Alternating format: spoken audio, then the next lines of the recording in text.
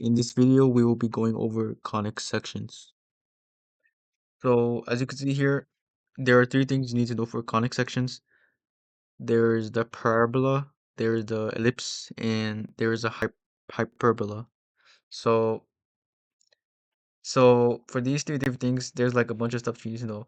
The parabola is coordinated with this, the ellipse is coordinated with the this, and the hyperbola is coordinated with this. But I'm gonna show you how to do this easily. So the next time you see a problem like this, you will figure it out instantly. Okay, so let's start off with this. So we have to sketch the graph of the following conic section. So they're going to ask you to sketch the graph if you for a conic section.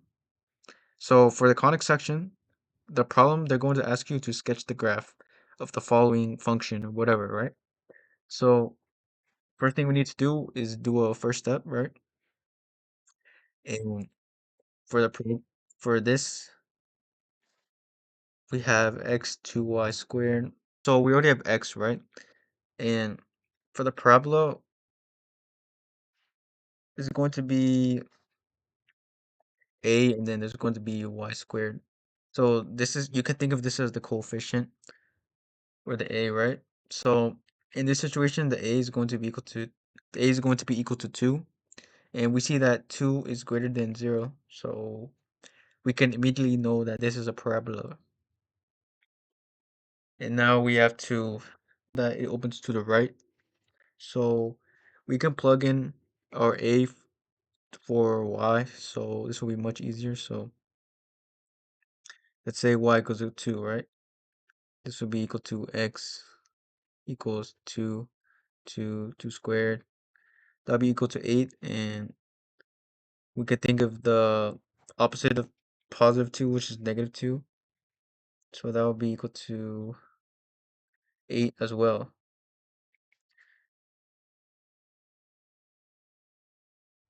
So when we do a parabola, right, we're going to plot some points.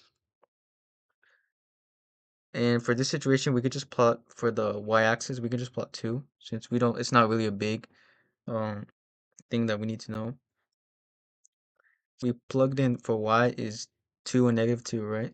And our x is 8. So let's just put a 8 over here. So 8, 2 is coordinates, and 8 and negative 2 is coordinates as well. And when we do the parabola, it's always going to be through the center, right? So it's going to look like it looks like the top of a rocket, as you can see. So it opens up to the right. So this is how it will look like. Okay, so here's the next problem. So this is very different from the previous question. So our first step for this one is just to rewrite it, or if you don't want to rewrite it, you can just start from the problem. And now we have to use an ellipse for this. So how we're going to do that? So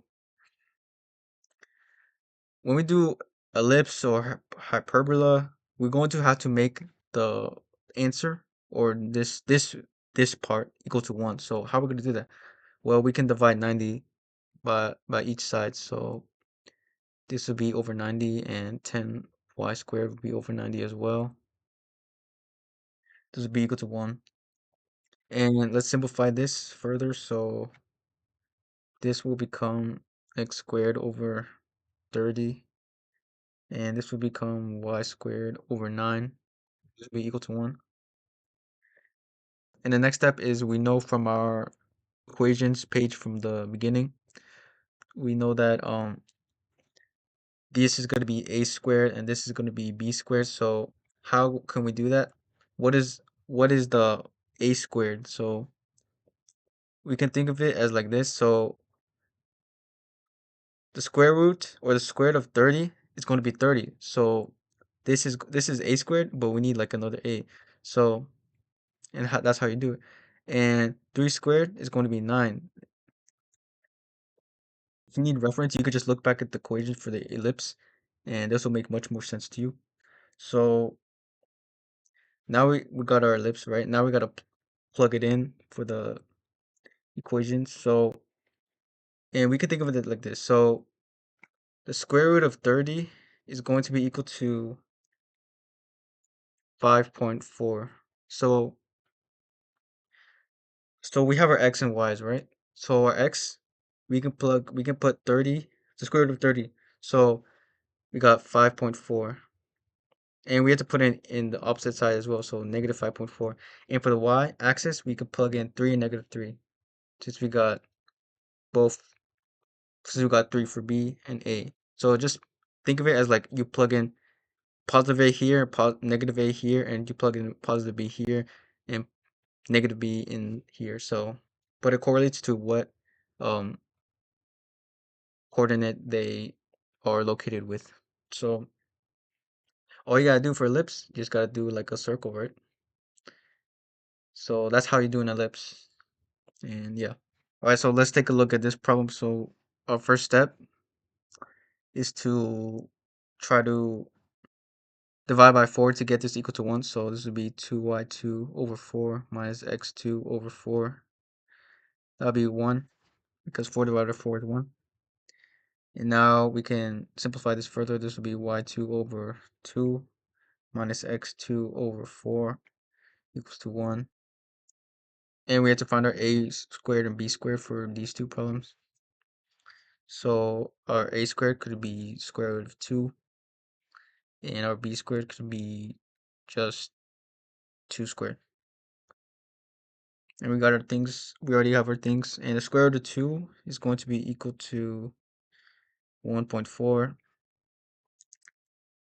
And we can plug in for the y-axis square root of 2, so I just say square root of 2 is over here, and negative square root of 2.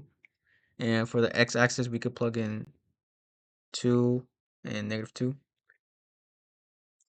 And as you can see here, the y is in the beginning, so this is a hyperbola. So now we have to, for that hyperbola, we could just take, we have to make like a rectangle or square, right? So when you see, just think of it as a rectangle. Just put like on the different corners, just put like, just plot your 4 points. And now just make a square, or it could be a rectangle, doesn't matter. And now we have to cross diagonally to indicate it's a hyperbola. And for the final step, to whether know it if it goes from this side or it could go from this side, we have to look at the beginning of this. So the y squared is the beginning, so y is usually vertical. So in this situation, it's going to go up there, so vertical. And if the x was in the beginning, then it will go horizontally since the x-axis is horizontally. But this is what you need to know if you're trying to sketch a hyperbola.